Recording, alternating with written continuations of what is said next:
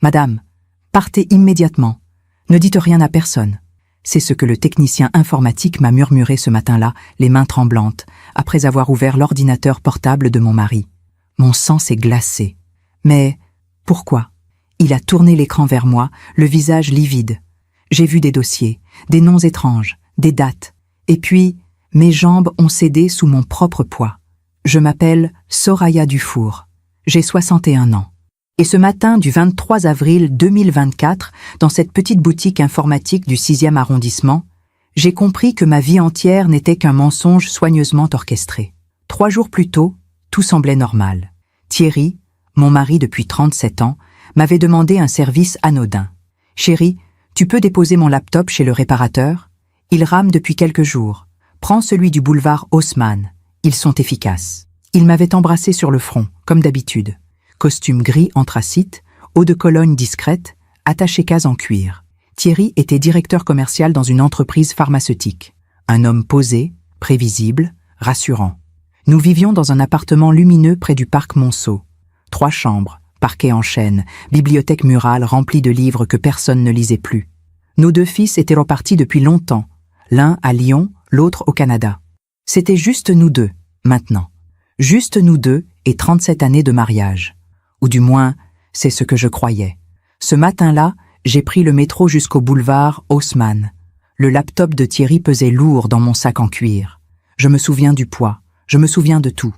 La boutique sentait le plastique neuf et le café froid. Un jeune homme aux cheveux bouclés m'a accueilli avec un sourire professionnel. « Bonjour, madame. Quel est le problème ?»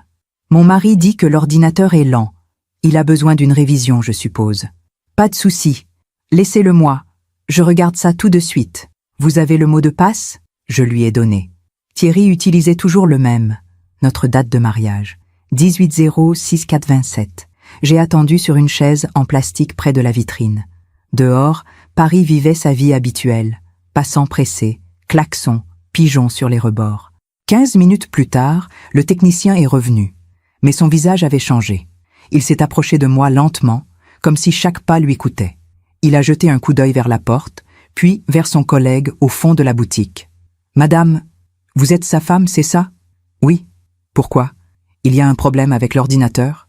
Il a dégluti. « Madame, je ne sais pas comment vous dire ça. Mon cœur s'est mis à battre plus fort. Dites-moi. » Il a baissé la voix. « Madame, partez immédiatement. Ne dites rien à personne. » J'ai senti mes mains devenir glacées. « Mais de quoi vous parlez ?» Il m'a fait signe de le suivre vers le comptoir du fond, loin des regards. Il a ouvert l'ordinateur. L'écran bleu a illuminé son visage pâle. J'ai trouvé des dossiers. Il a cliqué. 1 fois, 2 fois. Et là, sous mes yeux, j'ai vu quelque chose qui ne devrait jamais exister. Des fichiers, organisés, datés, nommés avec une précision chirurgicale. Plan A. Plan B. Plan C. J'ai ouvert le premier. Des lignes, des notes, des calculs, des simulations froides, méthodiques, comme un rapport d'entreprise. Sauf que le sujet, c'était moi, ma chute dans la salle de bain, la date prévue, les conditions idéales, l'angle du carrelage, mon accident de voiture, le moment précis où mes freins pourraient lâcher, l'endroit sur l'autoroute A1, un court-circuit dans la cuisine, le soir où je serais seul, le grille-pain défectueux qu'il avait réparé lui-même. Mes jambes ont lâché. Je suis tombé à genoux sur le sol froid de la boutique. Le technicien m'a rattrapé par le bras. « Madame, respirez. » Mais je ne pouvais plus respirer, parce que tout remontait d'un coup. Les 3 derniers mois, ma chute dans la douche. « Tu as glissé, chérie. Il faut faire attention à ton âge. » Le grille-pain qui avait pris feu. Heureusement que j'étais là. Mes freins qui avaient des lâchers sur le périphérique.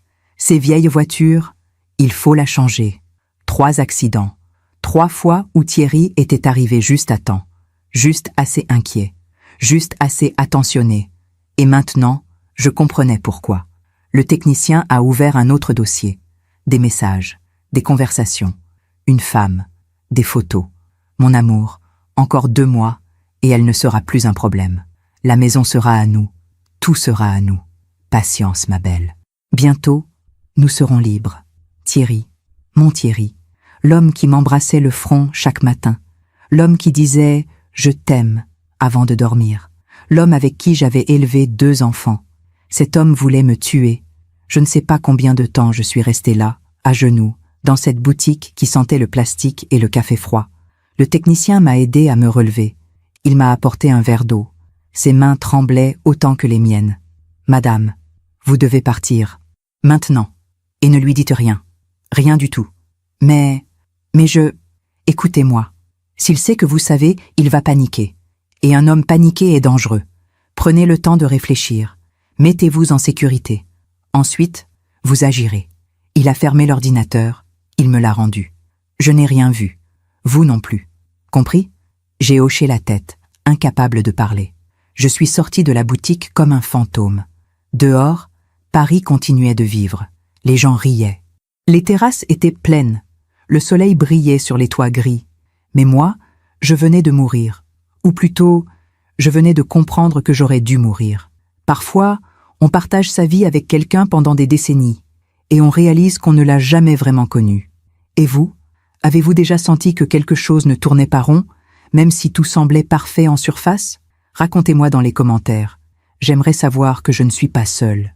Je suis rentrée à la maison comme une automate. Le métro, les escaliers, la rue familière avec ses platanes et ses façades haussmanniennes. Tout était exactement pareil qu'1 heure plus tôt. Mais moi, j'étais devenue quelqu'un d'autre. J'ai monté les 4 étages jusqu'à notre appartement. Mes jambes tremblaient. Le laptop de Thierry pesait dans mon sac comme une pierre tombale. J'ai ouvert la porte. L'odeur de notre maison m'a frappé en plein visage. Ce mélange de cire d'abeille, de livres anciens et de café qui imprégnait chaque pièce depuis 37 ans. Une odeur que j'avais toujours associée au bonheur, à la sécurité. Maintenant, elle me donnait envie de vomir. Je me suis assise sur le canapé du salon. Celui en velours vert que nous avions acheté ensemble au Puce de Saint-Ouen, il y a 20 ans. Thierry avait négocié le prix pendant 1 heure. Il était si fier de son coup. « Tu vois, Soraya, je sais défendre mes intérêts. » Oui, il savait défendre ses intérêts. J'ai posé le laptop sur la table basse. Je l'ai regardé comme si c'était une bombe. Une partie de moi voulait l'ouvrir à nouveau, vérifier, m'assurer que je n'avais pas rêvé. Mais je savais. Mon corps le savait. Mes mains glacées le savaient. Mon cœur qui battait trop vite le savait. Thierry voulait me tuer. Je me suis levée. J'ai marché jusqu'à la cuisine. La cuisine où j'avais préparé des milliers de repas, où j'avais fait les devoirs avec mes fils, où Thierry et moi prenions notre café chaque matin en lisant Le Figaro. Le grille-pain était là, sur le plan de travail en marbre, celui qui avait pris feu il y a 6 semaines. Je m'en souvenais parfaitement. C'était un jeudi soir. Thierry était censé dîner avec des clients. J'étais seule. J'avais mis du pain à griller. Et soudain, des flammes, des étincelles, une fumée noire et âcre. J'avais crié. Thierry était arrivé en courant. « Mon Dieu, Soraya, tu vas bien ?» Il avait débranché l'appareil. Il m'avait serré dans ses bras. J'avais senti son cœur battre contre ma joue. J'ai eu tellement peur de te perdre. Je l'avais cru. Dieu, comme je l'avais cru. Maintenant, debout dans cette cuisine baignée de lumière printanière, je regardais ce grille-pain avec des yeux nouveaux. Thierry l'avait réparé lui-même quelques jours avant l'incident. « Ne le jette pas, chérie. Je peux le réparer. » Pourquoi gaspiller de l'argent? Il l'avait démonté dans son bureau. Il avait passé toute une soirée dessus. Et ensuite, il avait brûlé, avec moi à côté. J'ai ouvert le placard sous l'évier. J'ai sorti le grille-pain de la poubelle où je l'avais jeté après l'incident. Il était calciné, tordu, mort. Mais les fils électriques dépassaient bizarrement, comme s'ils avaient été manipulés. Mes mains se sont mises à trembler. Non, non, non, non. C'était impossible. Thierry n'aurait jamais... Sauf que si. Le laptop ne mentait pas. Je suis retournée au salon. Je me suis assise. J'ai regardé par la fenêtre. Dehors, une mère promenait son enfant dans une poussette. Un couple de personnes âgées marchait main dans la main. La vie continuait. Normale, paisible, incompréhensible. Et moi, j'étais prisonnière dans ma propre maison, avec un homme qui voulait ma mort. Les souvenirs ont commencé à remonter, un par un, comme des cadavres à la surface d'un lac, la chute dans la salle de bain. C'était il y a 3 mois, un dimanche matin. Je prenais ma douche. Le sol était mouillé. Mon pied a glissé. Je suis tombée violemment, la tête contre le rebord de la baignoire. J'avais vu des étoiles. Du sang coulait de mon arcade sourcilière. Thierry était entré en trombe. « Soraya! Mon Dieu !»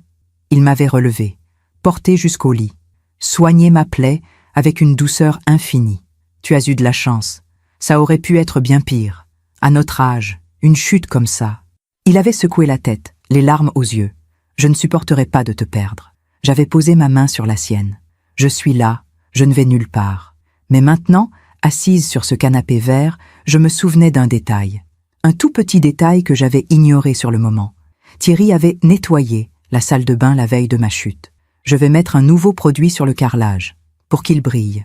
Le lendemain, le sol était glissant, anormalement glissant. Comme si mon estomac s'est retourné. Et puis, il y avait eu l'accident de voiture, il y a 5 semaines, sur le périphérique, à la sortie de la porte de la chapelle. J'allais voir mon amie Nadia à Montreuil. Il faisait beau, la circulation était fluide. Soudain, mes freins n'ont plus répondu. J'ai appuyé, 1 fois, 2 fois, rien.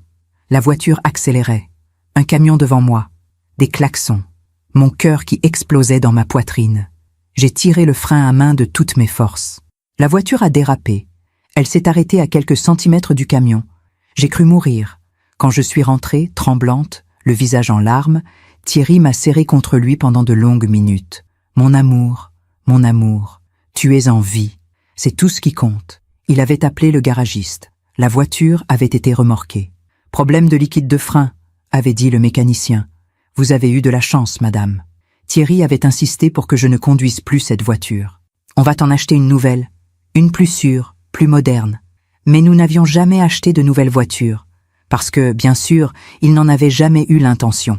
Maintenant, 3 mois plus tard, je comprenais. 3 accidents, 3 tentatives, 3 échecs.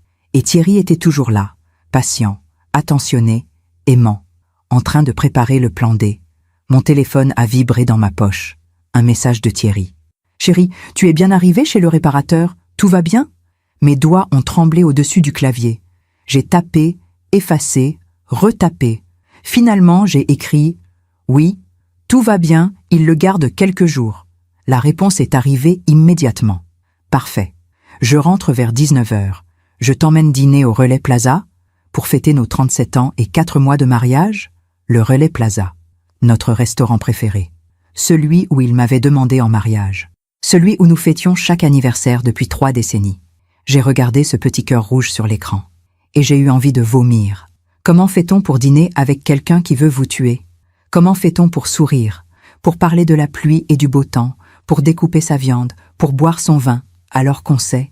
Comment fait-on semblant que tout va bien quand le monde vient de s'effondrer? Je ne savais pas. Mais j'allais devoir apprendre. Parce que le technicien avait raison. Si Thierry comprenait que je savais, je ne verrais peut-être pas le lever du soleil. Je me suis levée, j'ai marché jusqu'à notre chambre. La chambre où nous avions dormi côte à côte pendant 37 ans. Le lit king size avec ses draps blancs immaculés. L'armoire ancienne héritée de la grand-mère de Thierry. Les photos de nos fils sur la commode. Tout était si normal, si parfait, si faux. J'ai ouvert le tiroir de la table de nuit de Thierry. Ses lunettes de lecture, un livre de John le Carré à moitié lu, des mouchoirs en tissu, des stylos et une petite clé. Une clé que je n'avais jamais remarquée. Mon cœur s'est accéléré. J'ai pris la clé. Elle était froide dans ma paume. Il y avait un coffre-fort dans le bureau de Thierry. Un petit coffre encastré dans le mur, derrière un tableau. Je savais qu'il existait, mais je n'y avais jamais prêté attention. Thierry y gardait des papiers importants, m'avait-il dit. Des contrats. Des documents professionnels. Rien d'intéressant, chérie.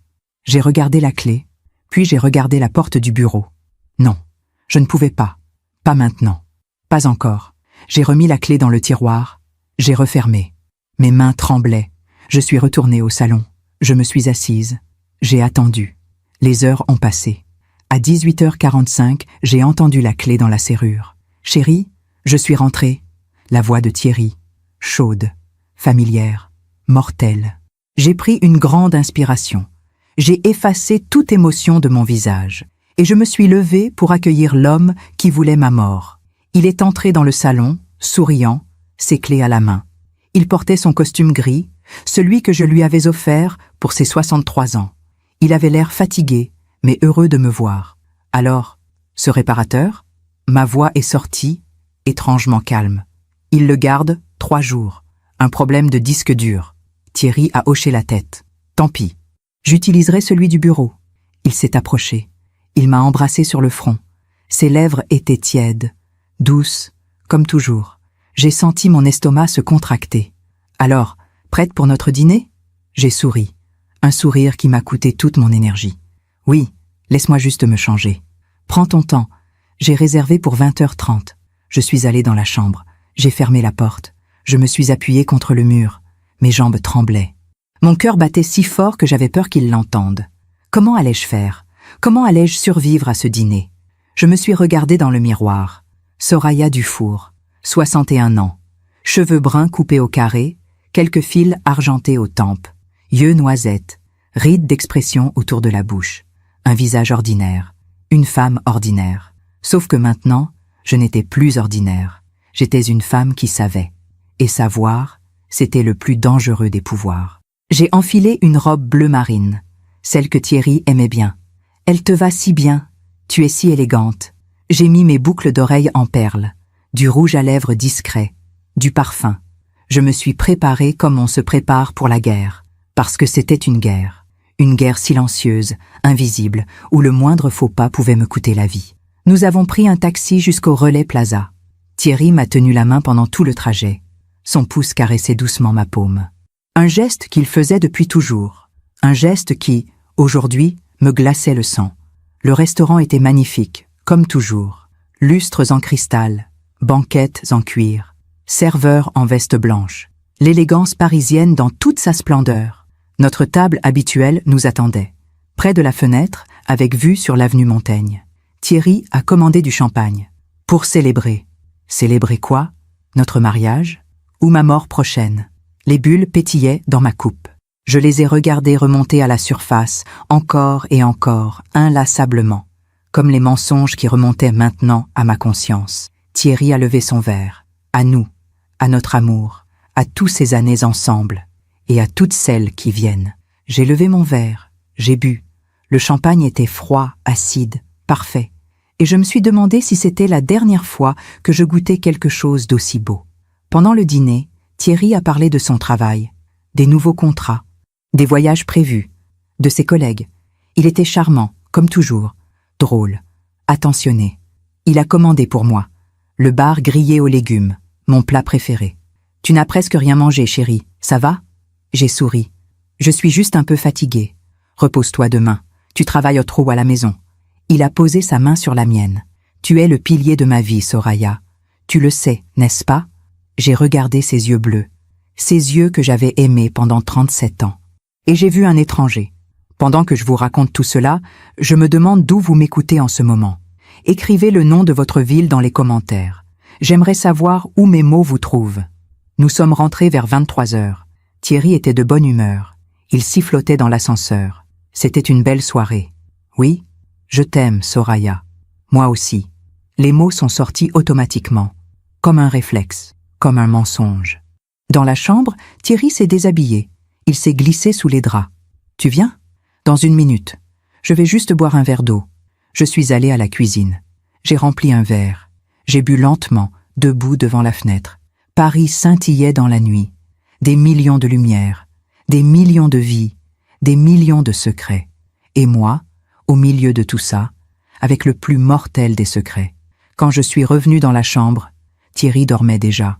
Il ronflait légèrement, la bouche entr'ouverte, un bras posé sur mon oreiller. J'ai regardé son visage endormi. Cet homme était mon mari, le père de mes enfants, mon compagnon de toute une vie, et il voulait me tuer. Je me suis allongée à côté de lui, rigide, les yeux grands ouverts dans le noir. Le sommeil ne viendrait pas cette nuit, ni la suivante, ni peut-être jamais, parce que maintenant, je savais. Et savoir, c'était le début de tout, le début de la fin, ou le début d'autre chose. Je ne savais pas encore, mais j'allais le découvrir. Je n'ai pas dormi cette nuit-là. J'ai compté les heures. 1, 2, 3, 4. À côté de moi, Thierry dormait paisiblement, comme un homme sans conscience. Sa respiration était régulière, profonde, innocente. Comment pouvait-il dormir si bien? Comment pouvait-il rêver tranquillement alors qu'il planifiait ma mort? À 5 heures du matin, je me suis levée. Mes jambes étaient lourdes, ma tête brumeuse. J'ai enfilé ma robe de chambre et je suis allée à la cuisine. J'ai préparé du café. Le bruit de la cafetière italienne a rempli le silence. Un bruit familier, réconfortant. Mais rien n'était plus réconfortant. Assise à la table de la cuisine, j'ai regardé le jour se lever sur Paris. Le ciel passait du noir au gris, puis au rose pâle. Les toits brillaient de rosée. Les premiers pigeons roucoulaient sur le rebord de la fenêtre. Un nouveau jour, une nouvelle journée à faire semblant. Une nouvelle journée à survivre. Mon esprit tournait en boucle. Que devais-je faire? Appeler la police? Dire quoi? Mon mari a des fichiers sur son ordinateur qui planifient ma mort? Avais-je des preuves tangibles? Le technicien avait dit qu'il n'avait rien vu. Il me protégeait, mais il ne témoignerait jamais. Et Thierry nierait tout.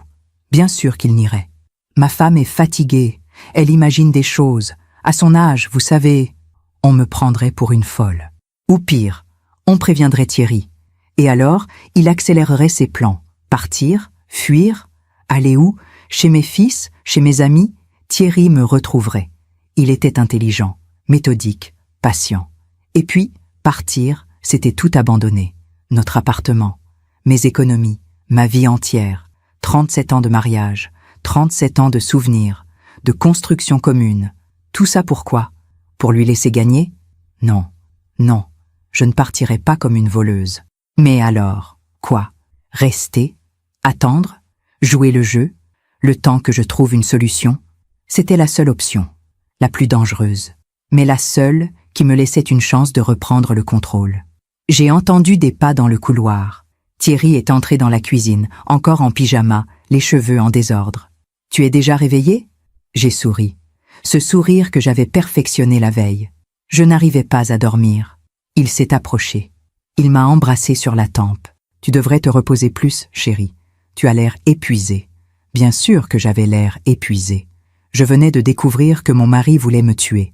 Thierry s'est servi du café. Il s'est assis en face de moi, le Figaro ouvert devant lui. « Qu'est-ce que tu fais aujourd'hui ?»« Rien de spécial. Un peu de ménage. Peut-être un déjeuner avec Nadia. » Nadia, mon amie depuis 40 ans, celle qui connaissait tous mes secrets. Enfin, presque tous. Parce que celui-là, je ne pouvais le partager avec personne. Pas encore. Thierry a hoché la tête, absorbé par sa lecture. Je rentre tard ce soir. Réunion avec les distributeurs allemands. Ne m'attends pas pour dîner. Une réunion, ou un rendez-vous avec elle, la femme des messages. Mon amour, encore 2 mois et elle ne sera plus un problème. J'ai regardé Thierry par-dessus ma tasse de café, son visage concentré, ses lunettes de lecture sur le bout du nez, ses mains élégantes tenant le journal. Qui était cette femme? Depuis combien de temps durait cette liaison? Comment l'avait-il rencontrée? Où se voyait-il? Et surtout, l'aimait-il vraiment? Ou était-elle juste complice de son plan? Thierry? Il a levé les yeux du journal. Oui, chérie? Tu es heureux? Il a froncé les sourcils, surpris. Bien sûr. Pourquoi cette question? Comme ça, on ne se le dit plus beaucoup. Il a souri, un sourire doux, presque tendre. Je suis heureux, Soraya.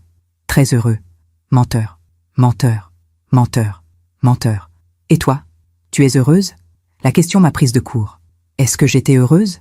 Il y a une semaine, j'aurais dit oui sans hésiter. Aujourd'hui, je ne savais même plus ce que signifiait ce mot. Oui, je suis heureuse. Un autre mensonge. Dans cette cuisine baignée de lumière matinale, nous étions 2 étrangers en train de mentir. Thierry est parti travailler à 8 heures, comme tous les matins. Costume bleu marine, cravate bordeaux, attaché-case en cuir. Il m'a embrassé sur le front. Bonne journée, chérie. Toi aussi. La porte s'est refermée. J'ai attendu. 10 secondes. 20. 30. Puis j'ai couru jusqu'à la fenêtre du salon. Je l'ai vu sortir de l'immeuble, marcher vers le métro, disparaître au coin de la rue. Alors seulement, j'ai respiré. J'avais la journée devant moi. La journée pour chercher, pour comprendre, pour trouver des preuves. Je suis retournée dans la chambre. J'ai ouvert le tiroir de la table de nuit de Thierry. La petite clé était toujours là. Je l'ai prise. Elle était froide et lourde dans ma paume. Le bureau de Thierry était la seule pièce de l'appartement où je n'allais jamais. C'est mon espace de travail, chérie. J'ai besoin d'ordre. J'avais toujours respecté ça. Pendant 37 ans, je n'avais jamais fouillé, jamais questionné. Jamais douté. Quelle idiote j'avais été. J'ai poussé la porte. Le bureau était impeccable. Bibliothèque en chêne, grand bureau en acajou, fauteuil en cuir, lampe de notaire en laiton. Tout était rangé avec une précision militaire. Des dossiers étiquetés, des stylos alignés, des livres classés par taille. Thierry avait toujours été méticuleux. Maintenant, je comprenais pourquoi. Les hommes qui planifient des meurtres ont besoin d'ordre. Le coffre-fort était encastré dans le mur, derrière un tableau représentant un port breton. J'ai décroché le tableau. Mes mains tremblaient. Le coffre était là, petit, gris, avec une serrure à clé. J'ai inséré la clé. Elle a tourné avec un déclic métallique. J'ai ouvert la porte. À l'intérieur, des enveloppes, des papiers, un petit carnet en cuir noir. J'ai sorti le carnet. Je l'ai ouvert. Et mon sang s'est glacé. C'était un journal. L'écriture de Thierry. Serrée, précise, froide. Des dates, des notes, des observations. Sur moi. 18 mars. S a glissé dans la douche ce matin. Contusion à l'arcade. Pas assez grave. Recommencer avec une surface plus glissante. 23 mars. Incident du grille-pain. S a paniqué mais s'en est sorti. Revoir le câblage électrique. Augmenter l'intensité. 12 avril. Problème de frein résolu trop rapidement. S a utilisé le frein à main. Prévoir sabotage plus subtil la prochaine fois. J'ai laissé tomber le carnet. Mes jambes ont lâché. Je me suis effondré sur le sol du bureau, le dos contre le mur. C'était écrit, noir sur blanc, de sa propre main. Thierry documentait ses tentatives de meurtre comme un scientifique documente ses expériences. J'ai pleuré. Pour la première fois depuis la découverte dans la boutique informatique, j'ai pleuré. Des sanglots violents, incontrôlables, qui me déchiraient de la poitrine. Comment l'homme que j'avais aimé pendant 37 ans était-il devenu ça? Comment avais-je pu partager mon lit, mes repas, ma vie entière avec un monstre? J'ai repris le carnet. J'ai continué à lire, les larmes brouillant ma vue. 27 avril. Budget nécessaire pour les travaux après son départ. 15 000 €. Nouvelle salle de bain. Nouvelle cuisine. Effacer toute trace d'elle. 30 avril. Elle devient impatiente. Elle veut emménager rapidement. Lui est promis que ce serait réglé avant l'été. Elle, la femme des messages. Elle avait un nom maintenant, ou du moins une initiale. J'ai continué à feuilleter le carnet. Plus je lisais, plus mon cœur se transformait en pierre. 5 mai, S commence à me poser des questions. Tu as l'air distant. Il faut faire plus attention. Être plus affectueux. La rassurer. 12 mai, dîner au Relais Plaza prévu pour célébrer notre anniversaire. Maintenir les apparences. Crucial. Tout était calculé. Chaque geste, chaque mot, chaque baiser. Notre vie entière était devenue une pièce de théâtre. Et moi, j'étais l'actrice qui ne connaissait pas son rôle. J'ai remis le carnet dans le coffre. Mes mains ne tremblaient plus. Quelque chose en moi s'était durci. La peur s'était transformée en autre chose. En colère, peut-être, ou en détermination. J'ai sorti les enveloppes du coffre. La première contenait des relevés bancaires. Un compte que je ne connaissais pas. Au nom de Thierry. Des virements réguliers. 500 €, 1000 €, 2000 €, depuis 2 ans. Vers un compte au nom de Laure Mercier. Elle. J'ai ouvert la deuxième enveloppe. Des photos. Thierry et une femme. Brune. La quarantaine. Élégante. Belle. Ils étaient dans un restaurant. Puis sur une plage. Puis dans un appartement que je ne reconnaissais pas. Ils souriaient. Ils s'embrassaient. Ils avaient l'air heureux. J'ai retourné une des photos. Au dos, une inscription. Nice, août 2023. Notre premier anniversaire. Notre premier anniversaire. Pendant que je croyais que Thierry était en déplacement professionnel à Lyon, il célébrait son premier anniversaire avec sa maîtresse à Nice. J'ai ri. Un rire amer, cassé, qui ressemblait à un sanglot. La troisième enveloppe contenait des documents juridiques. Des brouillons, un testament, rédigé par Thierry lui-même, non signé, non validé. Je sous-signais Thierry Dufour, lègue l'intégralité de mes biens à mon épouse Soraya Dufour. Sauf que moi, j'étais censé mourir avant lui. Alors tout lui reviendrait.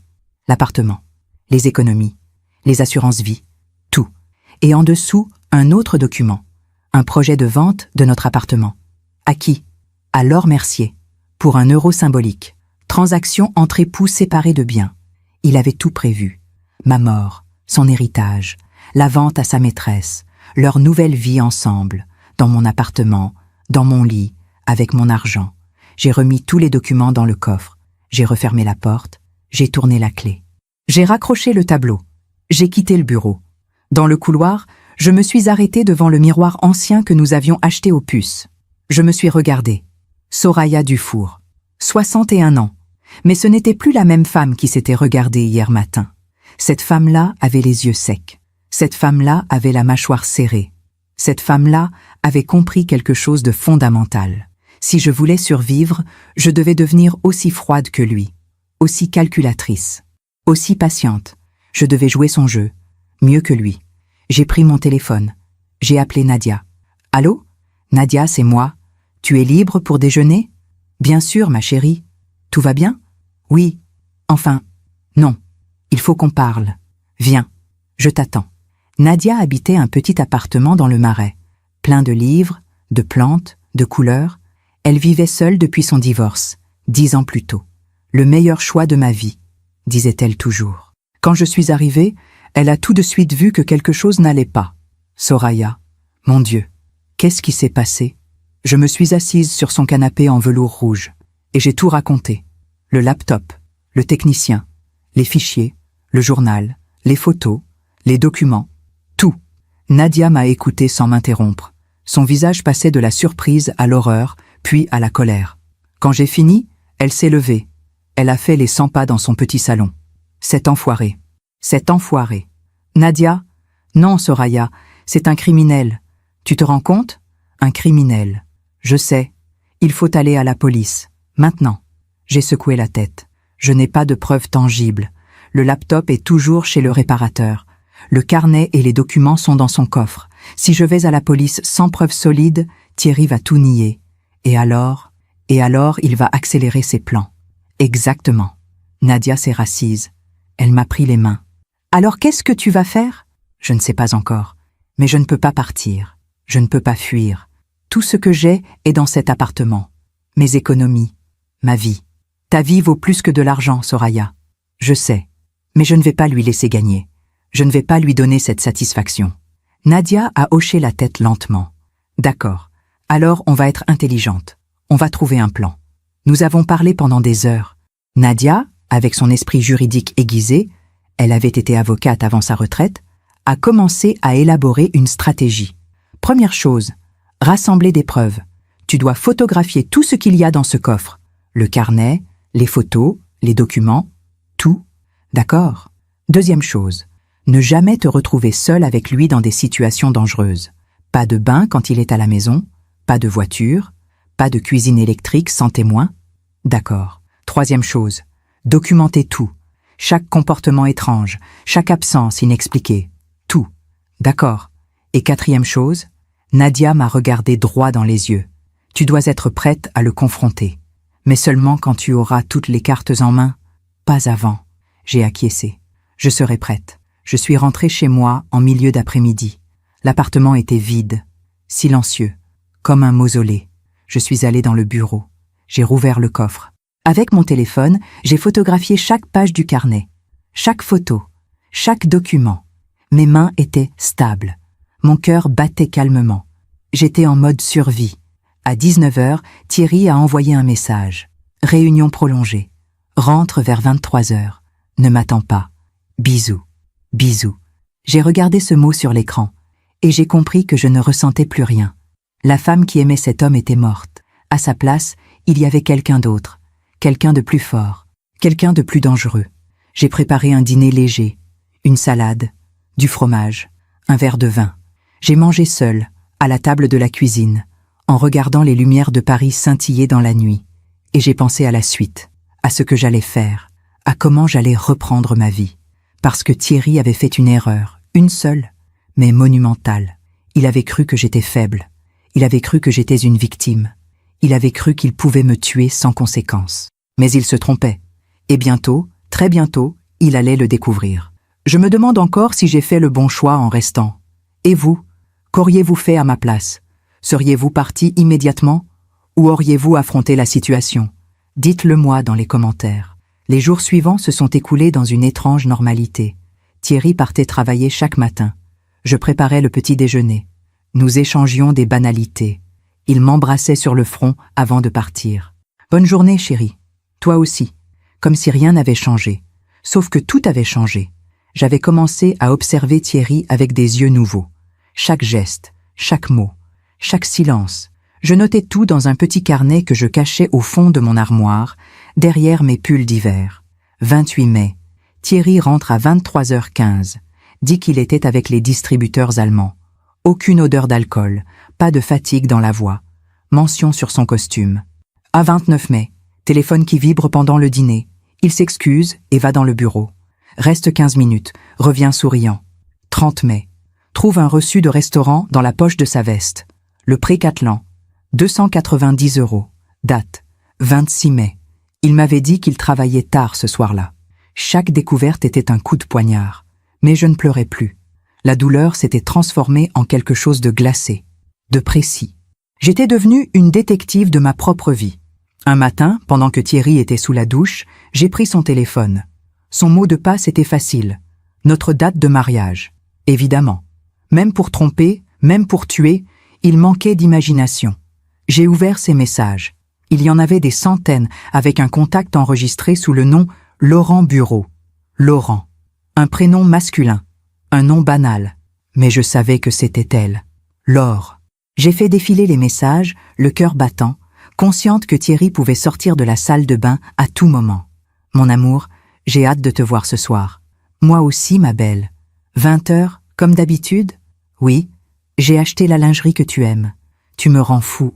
J'ai continué à lire, plus bas, plus profond dans leur intimité. Encore combien de temps avant qu'on puisse vivre ensemble? Patience, mon cœur. Tout est en place. Avant l'été, je te l'ai promis. Je n'en peux plus de me cacher, de faire semblant. Moi non plus. Mais ça vaut la peine d'attendre.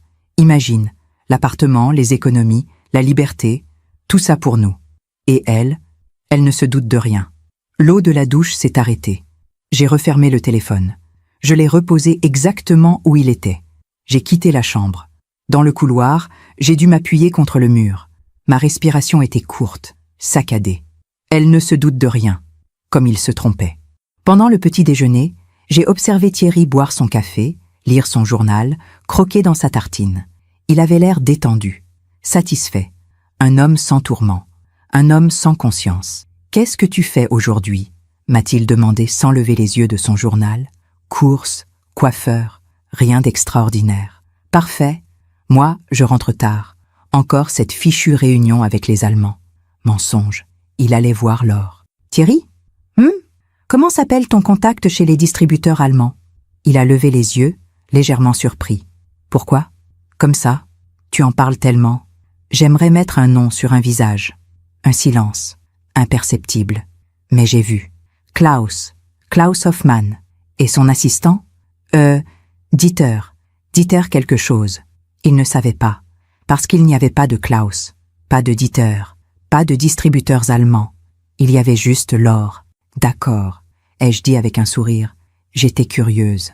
Thierry m'a regardé pendant 1 seconde de plus que nécessaire. Tu es étrange ces derniers jours. Mon cœur a fait un bond. Étrange comment? Je ne sais pas. Différente. Plus distante. J'ai ri. Un rire léger, artificiel. C'est toi qui es distant, mon chéri. Avec toutes ces réunions. Je me sens un peu seule, c'est tout. Il a posé sa main sur la mienne. Je sais. Encore quelques semaines, et ce sera fini. Promis. Oui, dans quelques semaines, ce serait fini. D'une manière ou d'une autre. Cet après-midi-là, pendant que Thierry était au travail, ou avec Laure, je suis allée voir Nadia. Elle m'a ouvert la porte, un verre de vin blanc à la main. Entre. J'ai fait des recherches. Sur la table basse de son salon, des documents, des impressions, des notes manuscrites. Nadia avait travaillé. Alors, a-t-elle dit en me tendant un verre de vin. Laure Mercier, 43 ans, célibataire. Travaille comme directrice marketing dans une entreprise de cosmétiques. Vit dans le 11e arrondissement, rue Oberkampf. Loyer, 1 800 € par mois. Comment tu as trouvé tout ça? Nadia a souri. J'ai encore des contacts. Et Internet est une mine d'or quand on sait où chercher. Elle m'a tendu une photo imprimée. C'était elle, Laure, la femme des photos dans le coffre de Thierry. Brune, belle, souriante. Elle a un profil LinkedIn, a continué Nadia. Pas de Facebook, mais un Instagram privé. J'ai demandé à ma nièce de le suivre avec un faux compte. Et des photos de restaurants chics, de voyages, de robes de créateurs. Une vie au-dessus de ses moyens, si tu veux mon avis. Financée par Thierry. Exactement. J'ai bu une gorgée de vin. Nadia, je veux la voir. Quoi? Je veux voir Laure. En vrai. Je veux savoir à quoi ressemble la femme pour qui mon mari est prêt à me tuer. Nadia m'a regardé longuement. Tu es sûre? Certaine. 3 jours plus tard, nous étions garés dans la rue Oberkampf, à quelques mètres de l'immeuble de Laure. Nadia avait emprunté la voiture de sa nièce, une petite Peugeot grise, discrète, anonyme. Nous attendions. Il était 18h45. Elle sort généralement vers 19h, avait dit Nadia, d'après ses stories Instagram. À 19h03, la porte de l'immeuble s'est ouverte. Et elle est apparue. Laure, elle était encore plus belle en vrai. Grande, mince, des cheveux bruns qui tombaient en cascade sur ses épaules, un tailleur crème impeccable, des talons hauts, un sac Chanel au bras. Elle marchait avec confiance, avec élégance, comme quelqu'un qui savait qu'elle était désirée. C'est elle, ai-je murmuré. Nadia a hoché la tête. Nous l'avons suivie à distance. Elle a marché jusqu'à un café, le comptoir général. Elle est entrée. Nous avons attendu dehors, cachés derrière un arrêt de bus. 10 minutes plus tard, Thierry est arrivé. Mon mari, mon Thierry. Il portait le costume que je lui avais offert, celui qu'il disait être son préféré. Il est entré dans le café. À travers la vitrine, je les ai vus. Ils se sont embrassés, longuement, passionnément, comme des amoureux. J'ai détourné le regard. Nadia m'a pris la main. On peut partir. Non, je veux voir. Soraya, je veux voir. Nous sommes restés là, dans cette rue du 11e arrondissement, à observer ma vie s'effondrer à travers une vitrine de café. Thierry et Laure riaient. Ils se tenaient la main. Ils commandaient du vin.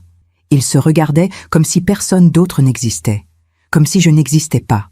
À un moment, Laure a sorti son téléphone. Elle a montré quelque chose à Thierry. Il a souri. Il a hoché la tête. Elle a tapé sur l'écran. Puis, elle lui a montré à nouveau. Il a ri.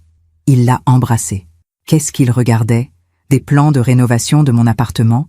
Des destinations pour leur lune de miel? Des faire-part pour leurs noces? Regarde, a murmuré Nadia. Thierry avait sorti une petite boîte de sa poche. Une boîte noire, carrée. Il l'a ouverte. Même à distance, j'ai vu briller quelque chose. Une bague. Laure a porté ses mains à sa bouche. Elle avait les larmes aux yeux. Elle a hoché la tête. Encore, encore. Thierry a passé la bague à son doigt. Ils se sont embrassés. Autour d'eux, les clients du café ont applaudi. Nadia m'a tiré par le bras. « Viens, on s'en va. » Mais je ne pouvais pas bouger. Je regardais mon mari demander en mariage sa maîtresse, pendant que j'étais encore en vie, pendant que j'étais encore sa femme. « Soraya, viens, s'il te plaît. » La voix de Nadia était urgente. J'ai cligné des yeux. J'ai reculé. Nous sommes retournés à la voiture. Dans l'habitacle, le silence était total. Nadia a démarré. Nous avons roulé sans destination précise. Paris défilait par la fenêtre. Lumière, façade, vie normale, vies heureuses. Et moi, au milieu de tout ça, avec un trou béant à la place du cœur. Il lui a offert une bague, ai-je murmuré. Je sais. Il va l'épouser. Pas si on l'en empêche. Comment? Nadia m'a regardé. En restant en vie, en le démasquant, en reprenant ce qui t'appartient. Elle avait raison. Thierry avait cru qu'il pouvait me tuer, prendre mon argent, épouser sa maîtresse et vivre heureux. Mais il avait sous-estimé une chose. Il avait sous-estimé ma volonté de survivre. Cette nuit-là, quand Thierry est rentré à minuit, souriant, détendu, sentant le parfum de Laure, je l'ai accueilli comme d'habitude. Bonne soirée? Longue, fatigante, mais productive. Bien. Il m'a embrassé sur la joue. Tu vas te coucher? Oui. Je suis épuisée. Moi aussi. Je te rejoins dans 5 minutes. Dans la chambre, allongée dans le noir, j'ai écouté Thierry se brosser les dents, se déshabiller, se glisser sous les draps. Il s'est tourné vers moi. Bonne nuit, chérie. Bonne nuit. Il a posé sa main sur mon bras. Une main qui avait tenu celle de Laure quelques heures plus tôt. Une main qui avait passé une bague au doigt d'une autre femme. Une main qui planifiait ma mort. J'ai attendu qu'il s'endorme. Puis, j'ai pris mon téléphone sous l'oreiller. J'ai ouvert mes notes. Et j'ai écrit « Plan de survie ». Étape 1, documenter. Étape 2, rassembler les preuves. Étape 3, trouver un avocat. Étape 4, protéger mes biens. Étape 5, confronter. J'ai relu ces lignes. 5 étapes. 5 étapes entre ma mort et ma renaissance. J'étais à l'étape 2. Il m'en restait 3. Et j'allais toutes les accomplir. Parce que Soraya Dufour n'allait pas mourir dans un accident domestique. Elle allait vivre et regarder Thierry payer pour ses choix. Pendant que je raconte tout cela, je me demande d'où vous m'écoutez. Écrivez le nom de votre ville dans les commentaires. J'aimerais savoir où mes mots vous trouvent, où mon histoire résonne. Les 2 semaines suivantes, je suis devenue quelqu'un d'autre. Le jour, j'étais Soraya la femme soumise, celle qui préparait les repas, qui souriait, qui demandait « Comment s'est passée ta journée ?» La nuit, j'étais Soraya la chasseuse, celle qui photographiait, qui documentait, qui construisait son dossier pièce par pièce. J'avais pris rendez-vous avec maître Bernard Leclerc, un avocat spécialisé en droit de la famille que Nadia m'avait recommandé. Son cabinet était situé dans le 8e arrondissement, une rue tranquille près de la place de l'Étoile. Quand je suis entrée dans son bureau, il m'a accueillie avec un sourire professionnel. « Madame Dufour, asseyez-vous, je vous en prie. » C'était un homme d'une 60aine d'années, cheveux gris, costume 3 pièces, lunettes demi-lune. Il inspirait confiance. « Alors, que puis-je faire pour vous ?» J'ai ouvert mon sac, j'ai sorti une clé USB. Tout est là-dedans. Il a inséré la clé dans son ordinateur et pendant 20 minutes, il a lu, vu, compris les photos du carnet de Thierry, les captures d'écran des messages, les relevés bancaires, les documents du coffre, les photos de la filature, tout. Quand il a fini, il a retiré ses lunettes. Il s'est frotté les yeux. « Madame Dufour, je sais. Votre mari, je sais. » Un silence. « Vous rendez-vous compte que ce que vous me montrez là constitue une tentative de meurtre avec préméditation ? » « Oui. Pourquoi n'êtes-vous pas allé directement à la police ? » J'ai pris une grande inspiration. « Parce que je n'ai pas de preuves matérielles officielles. Le laptop est retourné chez lui. Le carnet est dans son coffre. Les messages peuvent être effacés. Si j'accuse Thierry maintenant, il niera. Et s'il panique, il pourrait accélérer ses plans. » Exactement. Maître Leclerc a hoché la tête lentement. « Vous êtes très courageuse. Ou très imprudente. Je ne sais pas encore. Que puis-je faire juridiquement ?» L'avocat a réfléchi. Plusieurs choses. D'abord, protégez vos biens. Nous pouvons entamer une procédure de séparation de biens à l'amiable. Vous dites que vous êtes marié sous le régime de la communauté ? Oui. Donc la moitié de tout vous appartient déjà. Mais avec une séparation de biens, on fige la situation. Il ne pourra plus toucher à votre part. Thierry acceptera-t-il ? S'il croit que vous ne vous doutez de rien, peut-être, il faut présenter ça intelligemment. Pour raisons fiscales, par exemple. Ensuite, a continué l'avocat, nous devons constituer un dossier en béton. Je vais faire appel à un détective privé, un professionnel. Il va documenter les allées et venues de votre mari, ses rencontres avec cette Laure Mercier. Combien de temps ? 1 mois, peut-être 2, le temps de rassembler des preuves irréfutables. Ensuite, nous irons voir la police. Pas avant. Et en attendant, vous faites attention, très attention. Plus de situations à risque, plus de bains quand vous êtes seul, plus de voitures, plus rien qui puisse ressembler de près ou de loin à un accident. J'ai acquiescé. Et Thierry, vous jouez le jeu. Vous êtes la femme aimante, la femme qui ne se doute de rien. C'est votre meilleure protection. Je suis sortie du cabinet de maître Leclerc avec un sentiment étrange, un mélange de peur et d'espoir. Pour la première fois depuis des semaines, j'avais l'impression de reprendre le contrôle. Ce soir-là, Thierry est rentré de bonne humeur. « Chérie, j'ai une surprise pour toi. » « Une surprise ?» Il a sorti 2 billets de sa poche. Un week-end à Deauville, le Normandie, notre hôtel préféré, ce week-end. Qu'en dis-tu ? Mon sang s'est glacé. Un week-end. Loin de Paris, loin de tout le monde.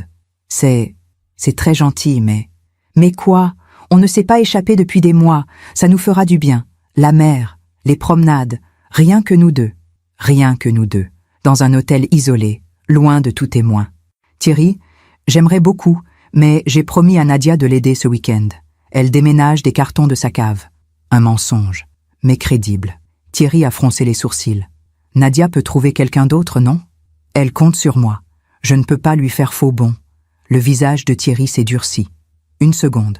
imperceptible, puis le sourire est revenu. D'accord, on ira une autre fois. Mais je l'avais vu, cette micro-expression, cette frustration, ce plan qui tombait à l'eau. Cette nuit-là, pendant que Thierry dormait, j'ai envoyé un message à Nadia.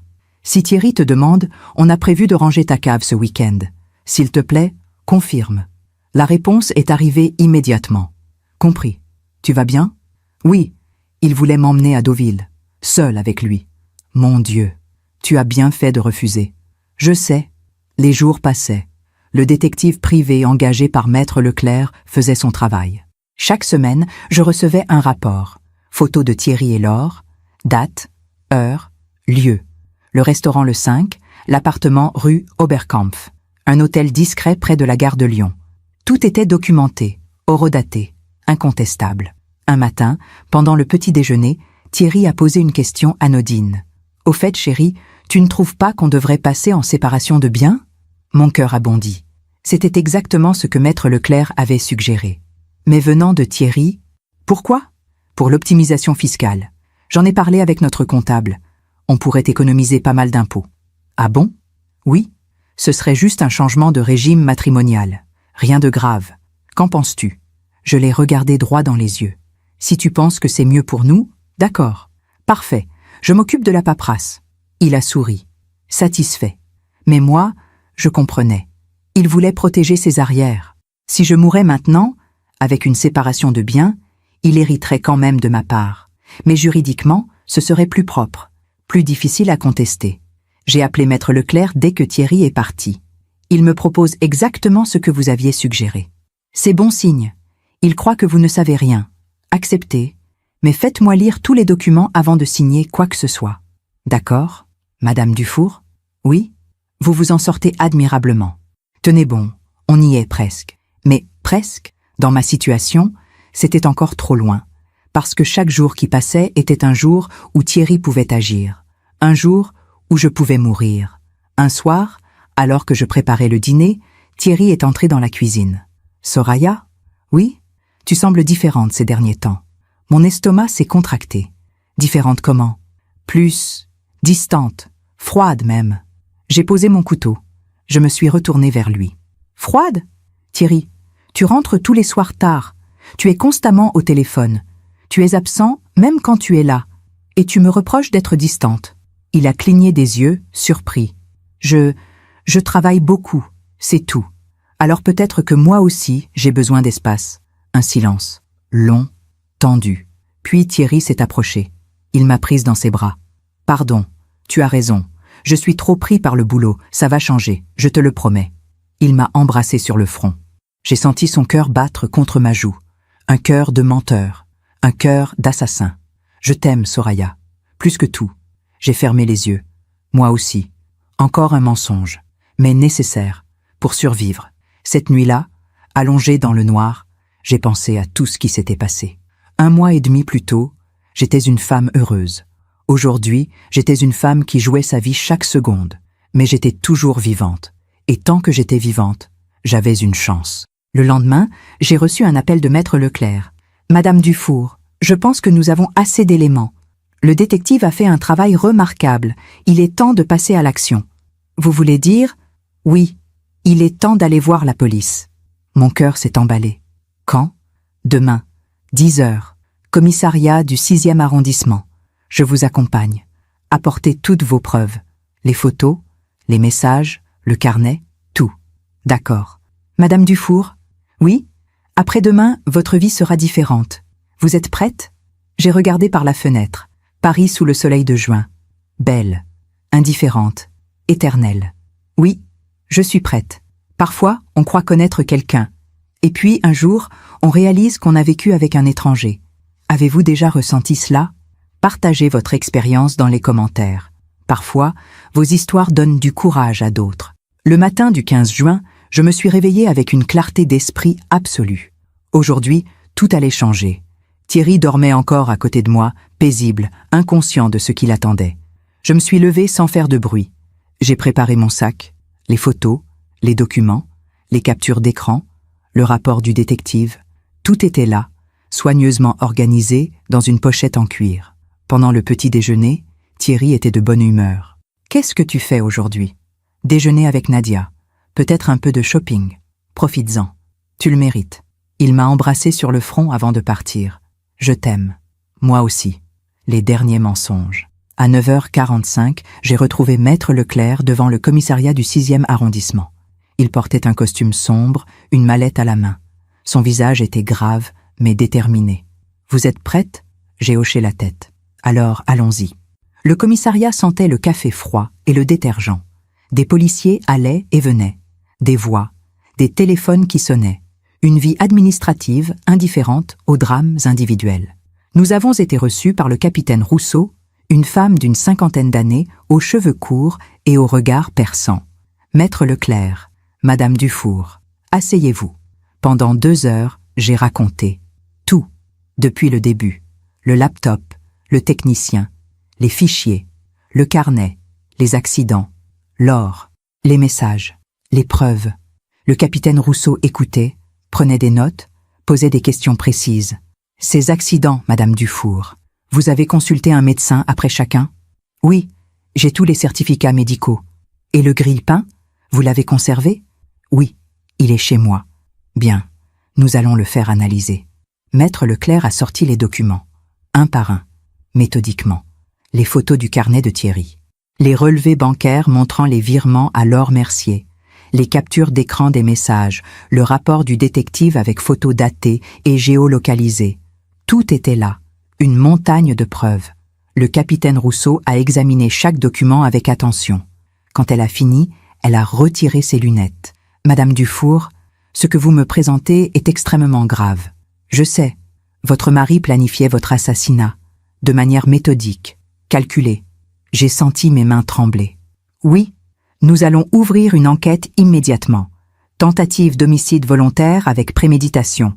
Votre mari sera interpellé aujourd'hui même. » Mon cœur a fait un bond. Aujourd'hui? Oui. Plus nous attendons, plus vous êtes en danger. Nous allons également placer Laure Mercier en garde à vue. Si elle était au courant des plans de votre mari, elle est complice. Madame Dufour, a continué le capitaine, vous allez devoir quitter votre domicile, immédiatement. Pour votre sécurité. Avez-vous un endroit où aller? Chez mon amie Nadia. Parfait. Vous y allez maintenant. Vous prenez vos affaires essentielles. Vous ne revenez pas avant que nous vous le disions. Compris? Compris. Quand je suis sortie du commissariat, mes jambes tremblaient. Maître Leclerc m'a raccompagné jusqu'à un taxi. Courage, Madame Dufour. Le plus dur est fait. Maintenant, c'est la justice qui prend le relais. Merci. Pour tout. C'est mon métier. Mais vous êtes une femme extraordinaire. Peu de personnes auraient eu votre force. Je suis rentrée à l'appartement. Il était vide, silencieux. Pour la dernière fois, j'ai regardé ces pièces où j'avais vécu 37 ans. Le salon avec son canapé vert, la cuisine où j'avais préparé des milliers de repas, la chambre où j'avais dormi à côté d'un homme qui voulait ma mort. Tout semblait irréel maintenant. J'ai rempli une valise, vêtements, documents, photos de mes fils. J'ai pris l'alliance à mon doigt. Je l'ai regardée longuement. Puis je l'ai posée sur la commode de la chambre. À côté, j'ai laissé un mot. C'est fini. Je suis partie sans me retourner. Chez Nadia, j'ai attendu. Les heures ont passé lentement. À 16h30, mon téléphone a sonné. Numéro inconnu. Madame Dufour? Capitaine Rousseau. Votre mari a été interpellé à son bureau il y a 1 heure. Il est en garde à vue. Laure Mercier également. Mon cœur battait si fort que j'avais du mal à respirer. Et maintenant? Maintenant, nous l'interrogeons. Il nie tout, évidemment. Mais les preuves sont accablantes. Madame Dufour, il y a autre chose. Nous avons perquisitionné votre appartement et le domicile de Laure Mercier. Nous avons trouvé des éléments troublants. Quels éléments? Dans l'appartement de Laure, nous avons découvert des catalogues de mobilier, des plans de rénovation de votre appartement, des échantillons de peinture.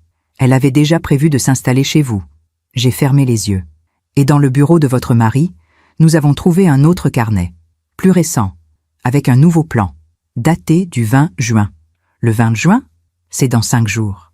Oui, un voyage en Normandie, une promenade sur les falaises d'Étretat, un accident, une chute.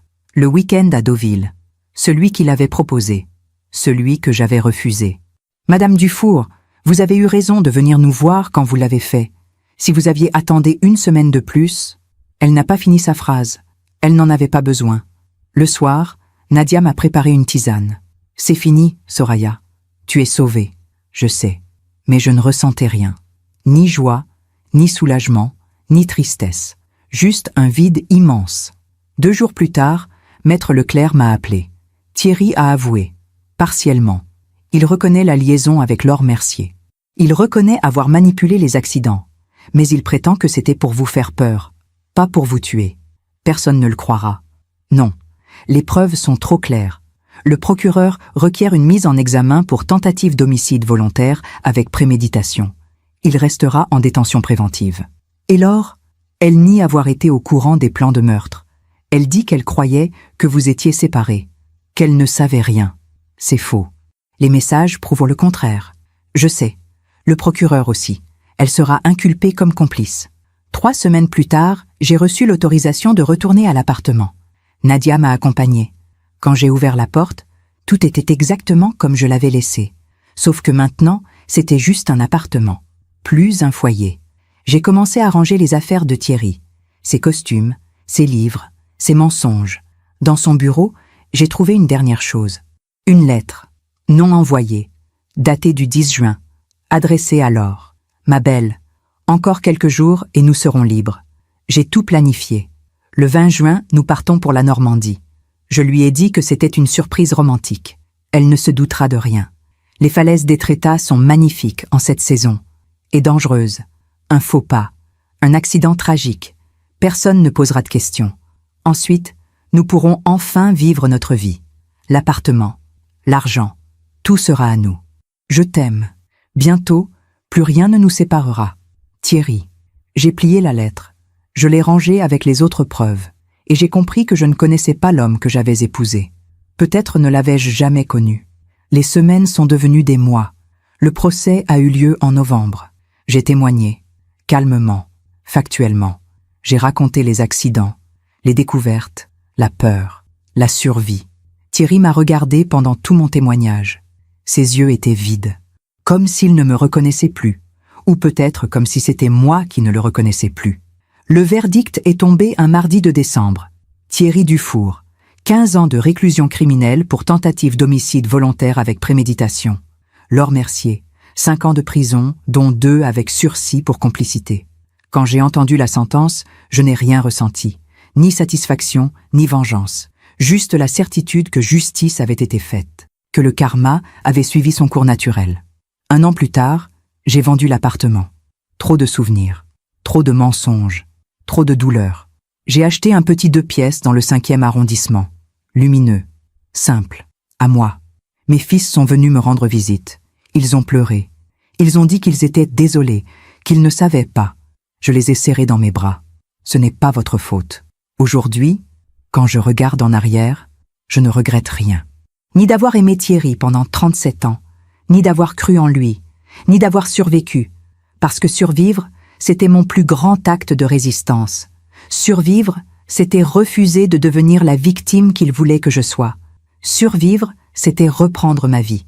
Et la vie, cette vie que Thierry voulait m'enlever, je l'ai reprise, pleinement, dignement, librement. Parfois, la justice prend du temps, mais elle finit toujours par arriver. Avez-vous déjà vécu une situation où la patience et la dignité ont été récompensées? Racontez-moi. Vos histoires donnent de l'espoir. 2 ans après le procès, j'ai reçu une lettre. L'enveloppe était blanche, l'écriture soignée, pas d'expéditeur. Mais je savais. Je l'ai reconnue immédiatement. L'écriture de Thierry.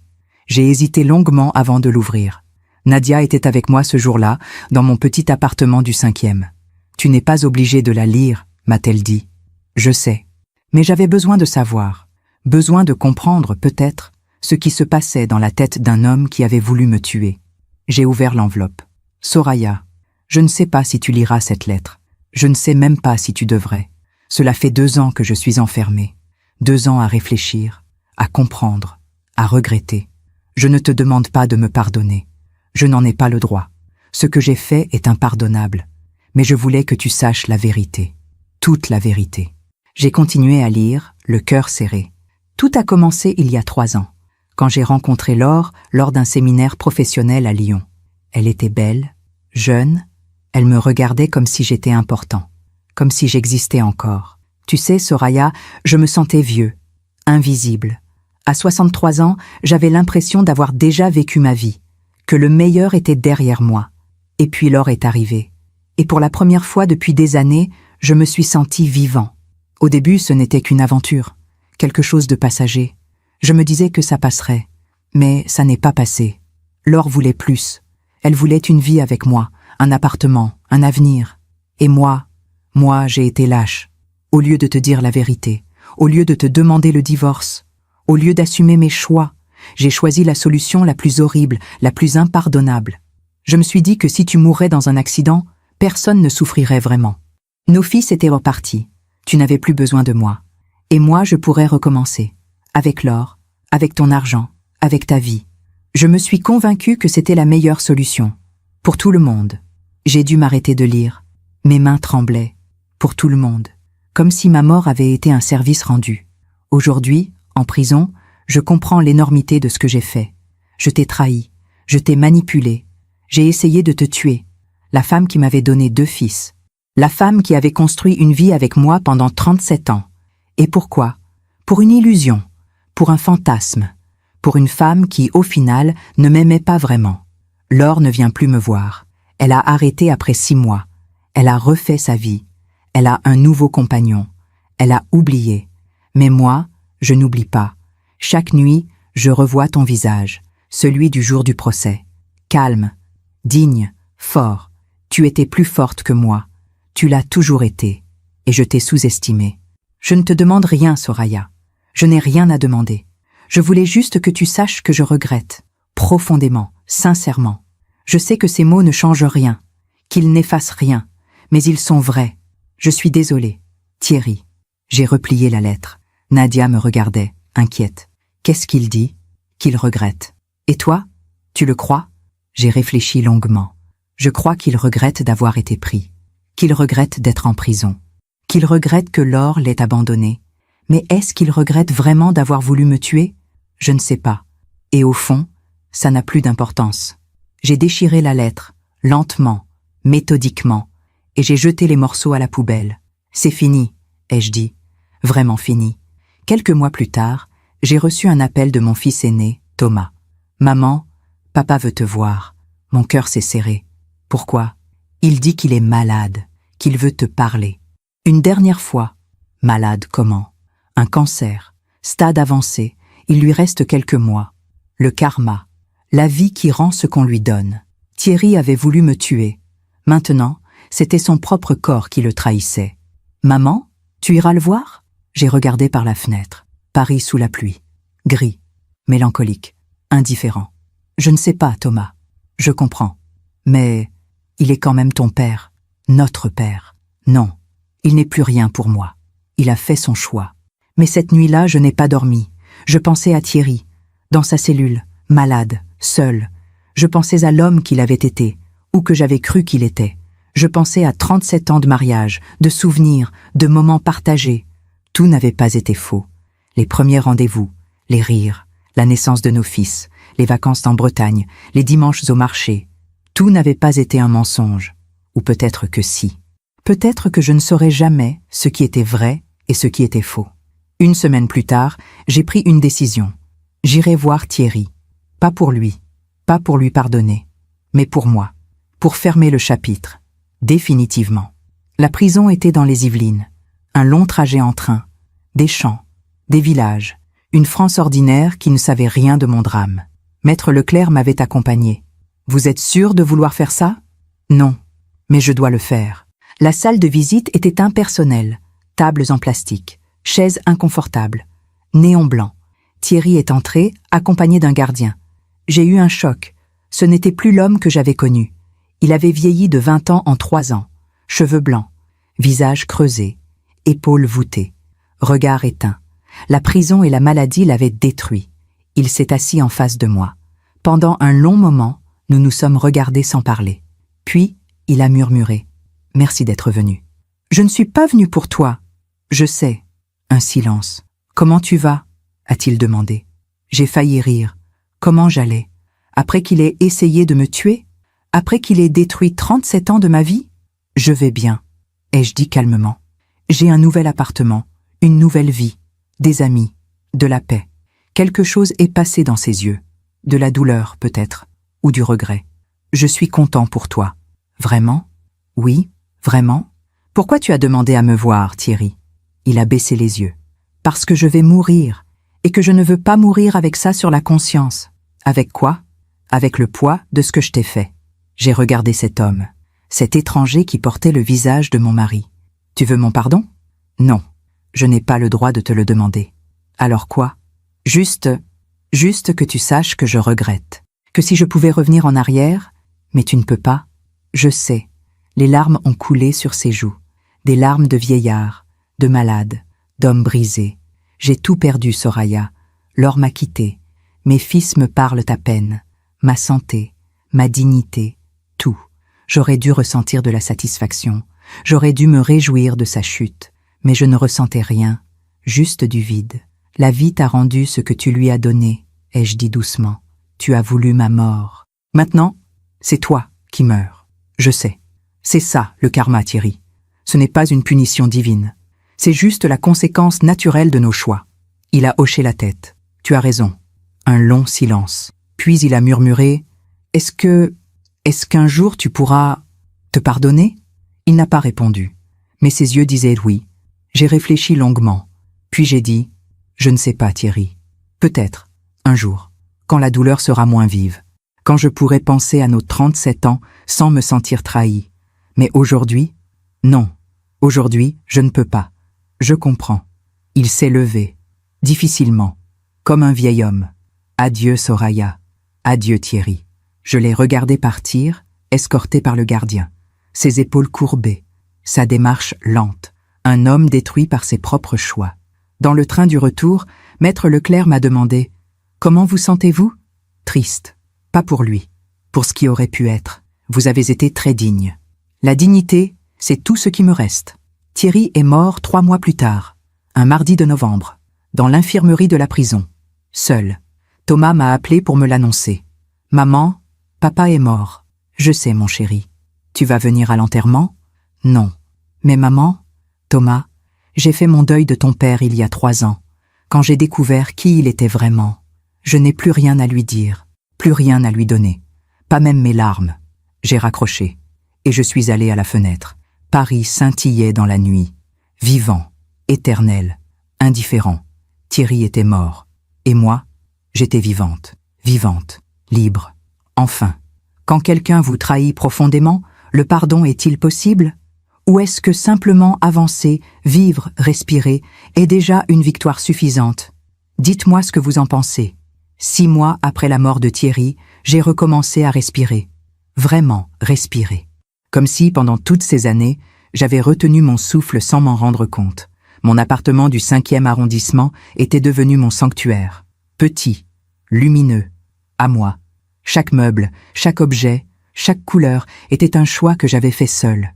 Pour la première fois de ma vie, je vivais exactement comme je le voulais. J'avais 64 ans maintenant, l'âge où beaucoup de femmes se sentent invisibles, oubliées, inutiles. Mais moi, je me sentais renaître. Un matin de printemps, Nadia est venue prendre le café chez moi. Elle m'a regardé avec un sourire étrange. « Quoi ?» ai-je demandé. « Tu rayonnes. Ne dis pas n'importe quoi. Je suis sérieuse. Il y a quelque chose de différent chez toi, dans tes yeux, dans ta voix. » J'ai réfléchi. Elle avait raison. Quelque chose avait changé. Pendant des années, j'avais vécu dans l'ombre de Thierry, dans l'attente de ses retours, dans la peur de le décevoir. Maintenant, je vivais pour moi. Et c'était libérateur. « Tu sais ce que tu devrais faire ?» a dit Nadia. « Quoi ? Écrire ton histoire. » J'ai failli recracher mon café. Mon histoire? Oui, ce que tu as vécu, ce que tu as traversé. D'autres femmes ont besoin de l'entendre. Je ne suis pas écrivaine. Tu n'as pas besoin de l'être. Tu dois juste raconter, avec tes mots, ta vérité. L'idée m'a hantée pendant des semaines. Écrire mon histoire, raconter la trahison, la découverte, la survie. Non pas pour me venger, non pas pour humilier Thierry, mais pour aider, pour dire à d'autres femmes « Vous n'êtes pas seules, vous pouvez survivre, vous pouvez vous reconstruire. » J'ai commencé à écrire un soir de mai, assise à ma petite table près de la fenêtre, avec une vue sur les toits de Paris. Je m'appelle Soraya Dufour, j'ai 64 ans, et voici l'histoire que j'ai gardée pour moi bien trop longtemps. Les mots sont venus facilement, comme s'ils attendaient depuis des années d'être libérés. J'ai écrit pendant des mois, chaque soir, après le dîner, avant de dormir. Les mots coulaient, la douleur se transformait en encre, la survie devenait récit. En septembre, j'ai terminé. 150 pages. Mon histoire, ma vérité, ma renaissance. Nadia a été la première à lire. Quand elle a fini, elle pleurait. Soraya, c'est magnifique.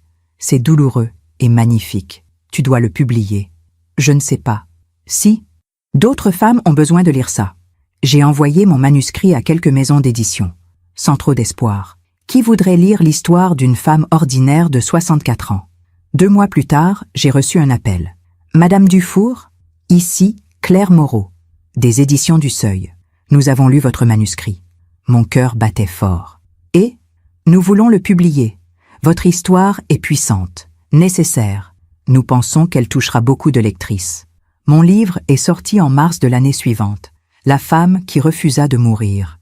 Un titre simple, direct, vrai. Je ne m'attendais pas à ce qui s'est passé ensuite. Le livre a touché quelque chose de profond chez les lectrices. Des milliers de femmes m'ont écrit. Madame Dufour, votre histoire m'a sauvée. Mon mari devenait de plus en plus violent. Je pensais que c'était normal, que c'était ma faute. Votre livre m'a ouvert les yeux. J'ai quitté mon mari. Merci. J'ai 68 ans. Mariée depuis 40 ans. Mon mari me trompe depuis des années. Je pensais qu'il était trop tard pour partir. Votre livre m'a donné le courage. J'ai demandé le divorce. Je recommence ma vie. Merci. Mon mari contrôlait tout. Mon argent, mes sorties, mes amis. Je me sentais prisonnière. Votre histoire m'a montré que je pouvais reprendre ma liberté. Merci. Chaque lettre me bouleversait, parce que je réalisais que mon histoire n'était pas seulement la mienne. C'était celle de milliers de femmes, silencieuses, invisibles, survivantes. Les médias ont commencé à s'intéresser à mon livre. Des interviews, des émissions, des conférences. Au début, j'avais peur. Peur d'être jugée, peur d'être critiquée, peur de revivre la douleur. Mais quelque chose d'étrange s'est produit. Chaque fois que je racontais mon histoire, je me sentais plus légère, comme si les mots me libéraient un peu plus à chaque fois.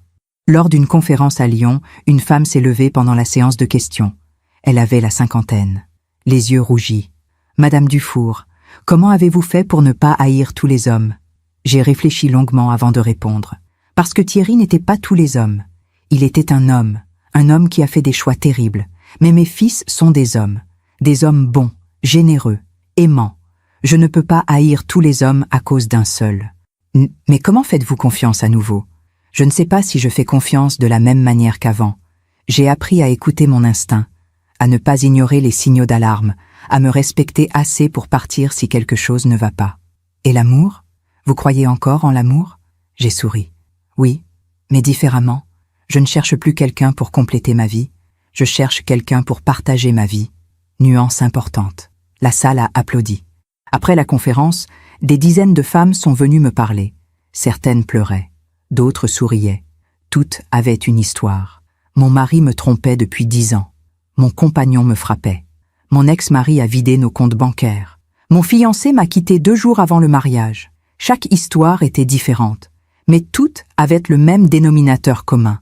La trahison, la douleur, la reconstruction. Et je réalisais que mon histoire, aussi terrible soit-elle, avait du sens maintenant. Elle servait à quelque chose. Elle aidait. Elle libérait. 1 an après la publication, j'ai reçu une lettre particulière. Elle venait de Laure Mercier. Mon sang s'est glacé quand j'ai vu son nom. Madame Dufour, je ne sais pas si vous lirez cette lettre. Je comprendrais que vous la déchiriez sans l'ouvrir. Mais j'avais besoin de vous écrire. J'ai lu votre livre, chaque page, chaque mot, et j'ai pleuré. Je voudrais vous dire que je ne savais pas, que j'ignorais ce que Thierry planifiait. Mais ce serait un mensonge, je savais. Pas tous les détails, pas les plans précis. Mais je savais qu'il voulait vous faire disparaître. Et je n'ai rien dit, je n'ai rien fait. Pourquoi? Parce que j'étais lâche, parce que je voulais cette vie, cet appartement, cet argent, cet homme. Je me suis convaincue que vous étiez un obstacle, que vous ne souffririez pas vraiment, que c'était pour le mieux. Aujourd'hui, Je sais combien j'avais tort. La prison m'a fait réfléchir, m'a fait grandir, m'a montré qui j'étais vraiment. Une femme égoïste, superficielle, complice d'un crime horrible. Je ne cherche pas votre pardon. Je ne le mérite pas, mais je voulais que vous sachiez que je regrette, profondément. Vous êtes une femme extraordinaire, Madame Dufour, forte, digne, courageuse, tout ce que je ne suis pas. Merci d'avoir raconté votre histoire. Elle m'a ouvert les yeux sur moi-même. Laure, j'ai relu la lettre plusieurs fois. Nadia était avec moi. Qu'est-ce que tu vas faire? Rien. Tu ne vas pas répondre? Non. Elle a sa conscience. Moi, j'ai ma paix. J'ai rangé la lettre dans un tiroir, avec toutes les autres preuves de cette période sombre de ma vie. Des archives, des souvenirs, des fantômes. Mais je ne vivais plus dans le passé. Je vivais maintenant, aujourd'hui. Chaque matin, je me réveillais avec gratitude. Gratitude d'être vivante. Gratitude d'être libre. Gratitude d'avoir survécu. Mes fils venaient me rendre visite régulièrement. Thomas et Alexandre. Ils avaient eu du mal à accepter ce que leur père avait fait. La honte, la colère, la confusion. « Comment tu as fait, maman ?» m'avait demandé Alexandre un jour. « Pourquoi ? Pour ne pas devenir amère, pour ne pas te refermer, pour continuer à vivre. » J'avais posé ma main sur la sienne. Parce que devenir amère, c'était laisser Thierry gagner. C'était lui donner encore plus de pouvoir sur ma vie. Je refuse de porter sa toxicité. Je choisis la légèreté, la joie, la vie. Tu es incroyable. Non, je suis juste une survivante. Aujourd'hui, à 66 ans, je vis une vie que je n'aurais jamais imaginée. J'écris, je donne des conférences, je rencontre des femmes extraordinaires, j'ai des amis, des projets, des rêves. Parfois, je pense à Thierry. Pas avec colère, pas avec haine, juste avec une tristesse lointaine. La tristesse de ce qui aurait pu être. Si seulement il avait fait des choix différents. Mais il a fait ses choix, et ses choix l'ont détruit, pendant que les miens m'ont libéré. Le karma n'est pas une punition divine, c'est simplement la loi naturelle de cause à effet. On récolte ce qu'on sème. Thierry a semé la trahison, la manipulation, la mort. Il a récolté la solitude, la maladie, l'abandon. Moi, j'ai semé la dignité, la patience, le courage, et je récolte la paix, la liberté, la renaissance. La vie nous confronte parfois à des épreuves terribles, mais chaque épreuve nous donne le choix, devenir amer ou devenir plus fort. Quel choix avez-vous fait face à vos propres épreuves? 3 ans après la mort de Thierry, j'ai reçu un appel inattendu. C'était Thomas, mon fils aîné. « Maman, il faut que je te parle de quelque chose. » Sa voix était tendue. « Qu'est-ce qui se passe? » « C'est à propos de Laure Mercier. » Mon cœur a fait un bond. « Quoi, Laure? » « Elle est morte. » Un silence. Long. Lourd. « Comment? » « Un accident de voiture. Il y a 2 jours. Sur l'autoroute A6. Sa voiture a percuté un camion. J'ai dû m'asseoir. Elle avait 48 ans, a continué Thomas. Elle sortait de prison depuis 1 an. Elle avait recommencé à travailler, et puis, cet accident. Je ne savais pas quoi ressentir. De la tristesse, du soulagement, de la satisfaction? Non, juste du vide. « Maman, tu es là? » « Oui, je suis là. Je voulais que tu le saches, au cas où tu l'apprendrais par les médias. Merci, mon chéri. » Après avoir raccroché, je suis restée assise longtemps, regardant par la fenêtre. Laure était morte, dans un accident de voiture, exactement comme elle et Thierry avaient planifié pour moi. Le karma, la roue qui tourne. Ce qu'on envoie dans l'univers nous revient toujours, pas immédiatement, pas de manière évidente, mais toujours.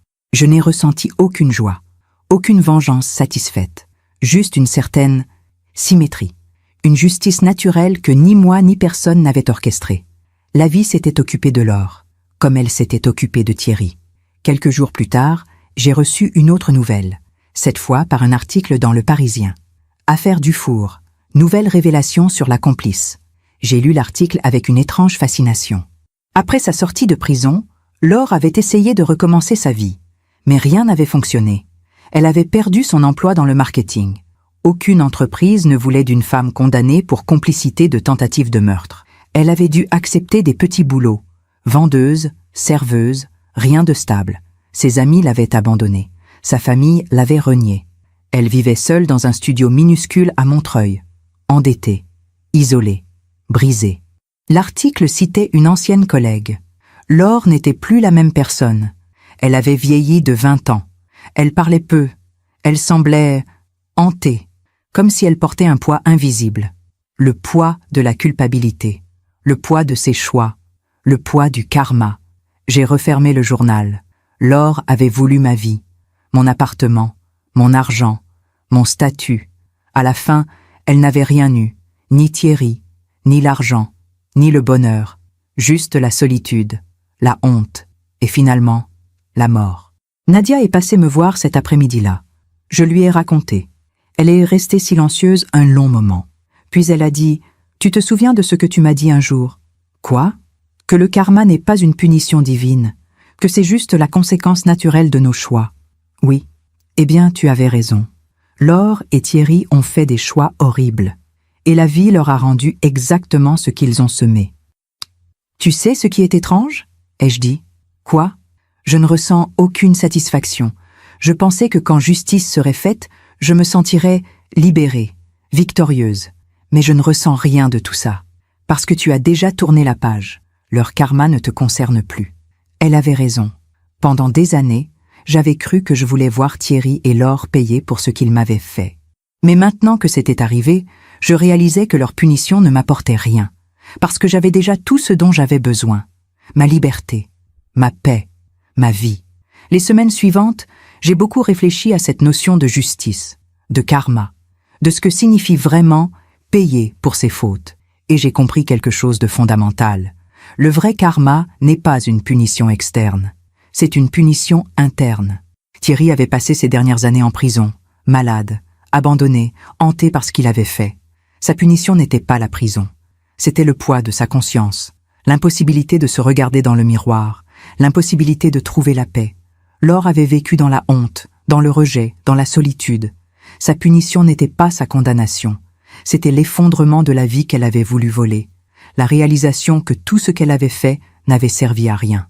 Et moi j'avais vécu dans la peur, dans la trahison, dans la douleur, mais j'avais choisi de transformer cette douleur en force, en sagesse, en liberté. Un soir, lors d'une conférence à Bordeaux, une femme m'a posé une question. « Madame Dufour, pensez-vous que votre mari et sa maîtresse ont eu ce qu'ils méritaient ?» J'ai regardé cette femme, puis les centaines d'autres dans la salle. Je pense qu'ils ont eu les conséquences naturelles de leur choix. Ce n'est pas moi qui les ai jugés. Ce n'est pas moi qui les ai punis. C'est la vie. Mais ne pensez-vous pas qu'ils méritaient pire ? Pire que quoi ? Thierry est mort seul, malade, abandonné par celle pour qui il avait tout risqué. Laure a perdu tout ce qu'elle avait construit, puis sa vie. Que pourrait-il y avoir de pire que de perdre absolument tout ce qu'on pensait gagner ? La salle était silencieuse. Le karma, ai-je continué, n'est pas une vengeance, c'est un miroir. Il nous renvoie exactement ce que nous donnons. Thierry a donné la trahison, la manipulation, la mort. Il a reçu la trahison, la solitude, la mort. Laure a donné la complicité, la cupidité, le mépris. Elle a reçu l'isolement, la pauvreté, le mépris. Et vous, qu'avez-vous donné ? J'ai souri. La dignité, le courage, la persévérance. Et qu'avez-vous reçu ? La liberté, la paix, une nouvelle vie. Les applaudissements ont rempli la salle. Mais ce n'était pas pour me féliciter. C'était parce que chaque femme dans cette salle comprenait que la vraie victoire n'est pas de voir nos ennemis tomber. C'est de nous relever nous-mêmes. Plus tard, ce soir-là, dans ma chambre d'hôtel, j'ai pensé à Thierry. Pour la première fois depuis longtemps, sans colère, sans douleur, juste avec une sorte de compassion lointaine. Il avait été un homme faible, un homme qui avait choisi la facilité plutôt que l'honnêteté, la lâcheté plutôt que le courage, le mensonge plutôt que la vérité. Et ses choix l'avaient détruit. Pas moi, pas la justice, pas Dieu, ses propres choix. J'ai pensé aussi à Laure, une femme qui avait cru que le bonheur pouvait se construire sur la destruction d'une autre, qui avait pensé que voler la vie de quelqu'un lui apporterait la sienne. Mais on ne peut pas construire le bonheur sur les ruines du malheur d'autrui. C'est une loi universelle, simple, implacable, vraie. Le lendemain matin, j'ai reçu un message sur mon téléphone, de la part d'une lectrice. « Madame Dufour, votre livre m'a sauvée. Mon mari me trompait depuis des années. Je l'ai découvert il y a 6 mois. J'ai voulu me venger. détruire sa maîtresse, ruiner sa réputation. Mais votre livre m'a fait comprendre quelque chose. La meilleure vengeance, c'est de vivre bien, de vivre libre. Alors c'est ce que je fais. Merci. J'ai relu ce message plusieurs fois. Et j'ai su que c'était pour ça que j'avais survécu. Pour ça que j'avais écrit mon livre. Pour ça que je racontais mon histoire.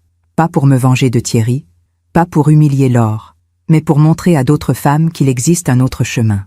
Le chemin de la dignité. Le chemin de la reconstruction. Le chemin de la vie. Ce soir-là, de retour à Paris, je me suis promenée le long de la Seine. La ville scintillait sous les lumières. Les bateaux-mouches glissaient sur l'eau. Des couples marchaient, main dans la main. La vie. Simple, belle, précieuse. Et j'ai pensé à tout ce qui s'était passé. À l'horreur, à la peur, à la trahison, mais aussi à la force, au courage, à la renaissance. Thierry avait voulu me tuer, mais il avait échoué. Et dans son échec, il avait créé quelque chose qu'il n'avait jamais imaginé. Il avait créé une femme plus forte que celle qu'il avait connue. Une femme qui avait choisi la vie plutôt que la vengeance. La paix plutôt que la colère. L'amour plutôt que la haine. C'était ça, le vrai karma. Pas la punition de mes ennemis, mais ma propre transformation. Le karma n'est pas toujours spectaculaire. Parfois, c'est juste la lente réalisation que nos choix façonnent notre vie. Qu'avez-vous appris de vos propres choix? Partagez dans les commentaires. Aujourd'hui, j'ai 68 ans. L'âge que j'aurais dû avoir si Thierry avait réussi son plan. Mais je suis vivante. Et chaque jour, je célèbre ce simple fait. Je respire. Ce matin, je me suis réveillée dans mon petit appartement du 5e arrondissement. Le soleil entrait par la fenêtre. Les oiseaux chantaient sur le balcon. J'ai préparé mon café, lentement, en savourant chaque geste, parce que j'ai appris quelque chose de fondamental. La vie est dans les détails, dans la chaleur d'une tasse entre les mains, dans le parfum du café, dans le silence du matin. Il y a 7 ans, je ne savais pas si je verrais ce jour. 7 ans que j'ai découvert que l'homme avec qui j'avais partagé 37 ans de ma vie voulait me tuer. 7 ans que ma vie a basculé. 7 ans que je me suis battue pour survivre. Et aujourd'hui, quand je regarde en arrière, je ne vois plus une victime. Je vois une survivante. Je vois une femme qui a refusé de mourir. Une femme qui a choisi la vie, encore et encore, même quand tout semblait perdu. Mon téléphone a vibré sur la table. Un message de Thomas. Bon anniversaire, maman. Je t'aime. Tu es la femme la plus forte que je connaisse. Puis un autre d'Alexandre. Joyeux anniversaire, maman. Merci d'être toujours là. Merci d'être toi. Mes fils, ces 2 hommes magnifiques qui avaient dû accepter que leur père était un monstre, qui avaient dû choisir entre leurs parents, qui avaient choisi moi, non pas parce que je le leur avais demandé, mais parce qu'ils avaient vu ma dignité, mon courage, ma vérité. On a sonné à la porte. C'était Nadia, un bouquet de pivoine à la main. Joyeux anniversaire, ma belle. Elle m'a serré dans ses bras. Comment te sens-tu? Vivante? Elle a ri. C'est déjà beaucoup. Non. C'est tout. Nous avons bu notre café ensemble, comme nous le faisions depuis 45 ans maintenant. Mon amie, ma sœur, mon témoin, celle qui m'avait soutenue dans les moments les plus sombres, celle qui n'avait jamais douté de moi. « Tu te rends compte, » a dit Nadia, « que ton livre vient d'être traduit en 15 langues? Je sais, c'est incroyable. Non, c'est mérité. Ton histoire touche les femmes partout dans le monde, parce que c'est leur histoire aussi. » C'était vrai. J'avais reçu des lettres de femmes du monde entier, du Japon, du Brésil, de Russie, des États-Unis, chacune racontant sa propre histoire de trahison, de survie, de renaissance. Tu sais ce qui me touche le plus? Ai-je dit à Nadia. Quoi? C'est que ces femmes ne se sentent plus seules. Elles comprennent qu'elles ne sont pas folles, qu'elles ne sont pas faibles, qu'elles sont juste humaines. Tu leur as donné un cadeau précieux, Soraya. Lequel? L'espoir. L'espoir. Ce petit mot si puissant, ce petit mot qui m'avait maintenu en vie quand tout semblait impossible. Plus tard dans la journée, je suis allée au cimetière du Père-Lachaise, pas pour voir Thierry. Il était enterré ailleurs, loin, dans un cimetière anonyme, mais pour voir ma mère, décédée il y a 15 ans. Je me suis assise sur le banc près de sa tombe. « Maman », ai-je murmuré, « j'aurais aimé que tu sois là pour voir qui je suis devenue. » Le vent a soufflé doucement dans les arbres. Tu aurais été fière, je crois. Ma mère avait toujours été une femme forte. Veuve à 50 ans, elle avait élevé 3 enfants seule. Elle m'avait appris la dignité, la résilience, la fierté. Ne laisse jamais personne te définir, me disait-elle. J'avais oublié cette leçon pendant des années. Mais finalement, je l'avais retrouvée. Le soir, mes fils sont venus dîner chez moi. Thomas avec sa femme et leurs 2 enfants. Alexandre avec son compagnon. Ma famille, celle qui restait, celle qui comptait. Les enfants riaient, couraient, remplissaient l'appartement de vie. Et j'ai pensé, voilà ce que Thierry voulait me voler. Ces moments, ces rires, cette joie simple d'être grand-mère.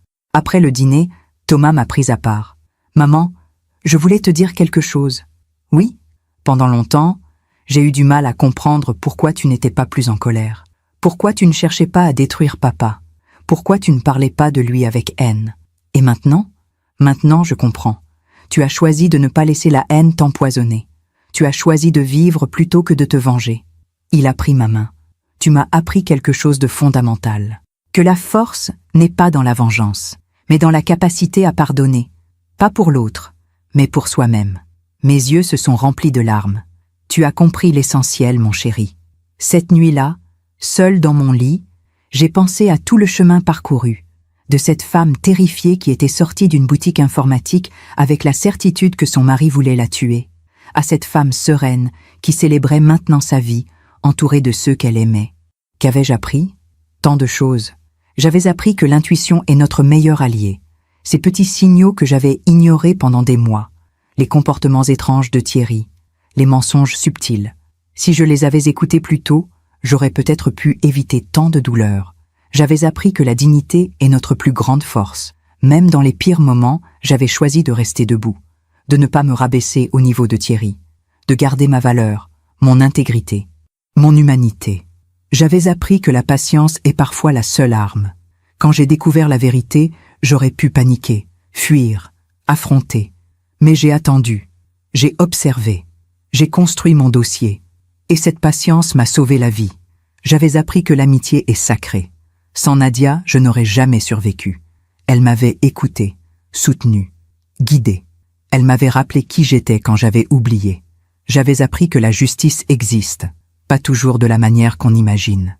Pas toujours au moment où on l'attend, mais elle finit toujours par arriver. Thierry et Laure avaient payé pour leur choix. Non pas parce que je l'avais voulu, mais parce que c'était la conséquence naturelle de leurs actes. Et surtout, j'avais appris que la vie est précieuse. Chaque jour, chaque heure, chaque instant. Que nous ne devons jamais la tenir pour acquise. Que nous devons la vivre pleinement, intensément, courageusement. Parfois, je pense à ce que ma vie aurait été si Thierry avait réussi. Je serais morte il y a 7 ans, sur les falaises d'Étretat. Un accident tragique, une femme de plus qui disparaît sans bruit. Mais je n'ai pas disparu. Je suis là. Et ma voix porte plus loin que je n'aurais jamais imaginé. Mon histoire n'est pas exceptionnelle. Des milliers de femmes vivent des situations similaires chaque jour. Des maris violents, des compagnons manipulateurs. Des hommes qui veulent contrôler, détruire, effacer. Mais ce qui est exceptionnel, c'est de survivre. C'est de choisir la vie plutôt que la résignation. C'est de se battre plutôt que de se soumettre. C'est de parler plutôt que de se taire. Si mon histoire peut aider une seule femme à ouvrir les yeux, à faire confiance à son intuition, à partir avant qu'il ne soit trop tard, à choisir la vie, alors tout cela aura eu un sens. Ce matin, sur mon balcon, j'ai arrosé mes plantes, mes géraniums, mes lavandes, mes petites tomates cerises, des choses vivantes, qui poussent, qui fleurissent, comme moi.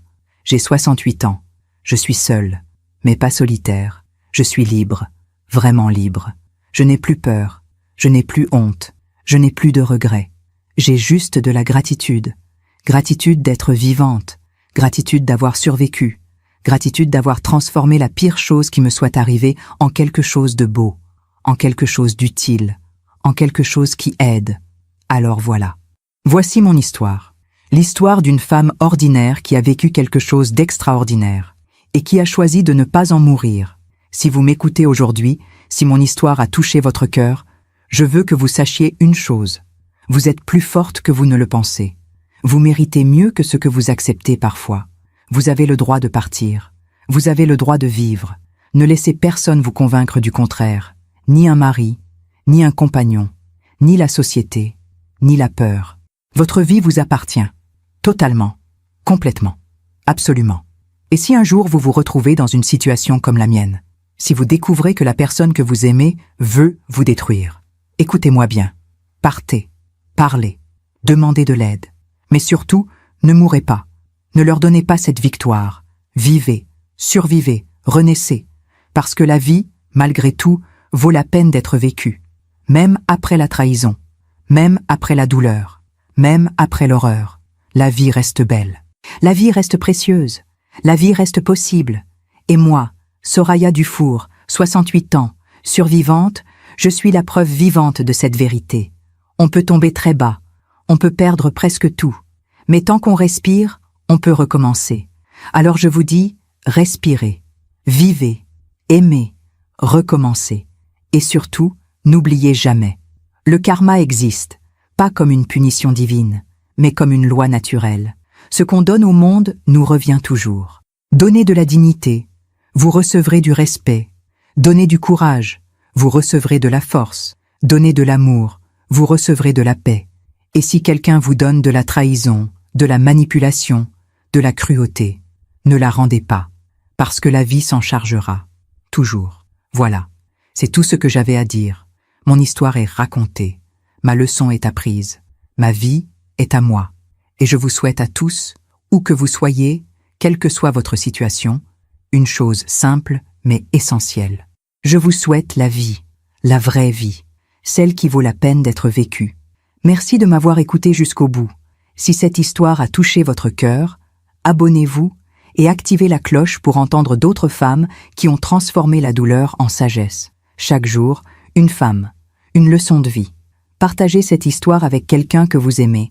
Parfois, une histoire change toute une journée. Que Dieu vous bénisse et à très bientôt.